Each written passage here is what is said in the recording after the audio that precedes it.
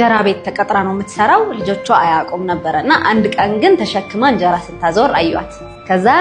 እናቴ ኬክ ቤት አላት ነው ብለው ለጥፈው ጠበቋት ከስራ ስትመለስ ማለት ነው እንድታዞር ስለማይፈልጉ ኬክ ቤት ነው ያለሽ እናቴ ምናምን አሏት ቤት ስትገባና ከዛ ቤት መክፈት ብቻ ሳይሆን ማሰልጠኛ ማዕከል ነው ያላት አሁን ምንም በሌለሽ ሰዓት ይሄ ታሪክ መስማት ማለት በቃ የሆነ በስማ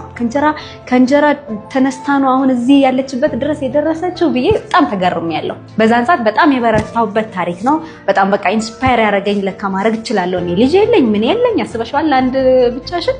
እና እነሱ የሚሉበት እንደዚህ አይነት ሰዎች የሚሉበት ቦታ መዋል በቃ ጓደኞቼ ትልልቅ ናቸው ከዛ የኔ ስራ ተከፍቶ አንድ አመት ሆኖት ኬክ ቤት ሳስብ እሷ ነች ልትመጣልኝ የምትለው እና ሸዊት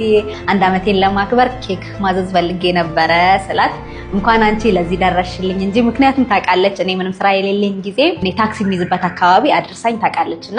ታውቀኛለች ከመጀመሪያ በፊት እና እንኳንም አንቺ ለዚህ ደረሽ እንጂ ብላ ራሴ ነው መሰራልሽ ብላ አምሽታ እስከ ማታ ድረስ ነው ለኔ ኬክ ስትሰራ የነበረው እጅግ በጣም ነው ማመሰግንሽ ሸዊትዬ ለቅንነትሽ ለምክሮችሽ ለማበረታች ለሁሉ ነገር በጣም ማመሰግንሽ ከዚህ ባለፈ ደግሞ እኔ የመረጥኩት ቅርጽ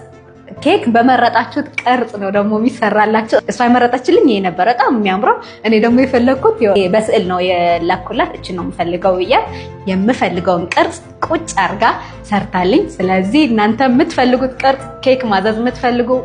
መሰልጠን የምትፈልጉ ሰዎች ሸዊት ጋር መሄዳችሁ እንዳትረሱ እጅግ በጣም ማመሰግነው ሸዊት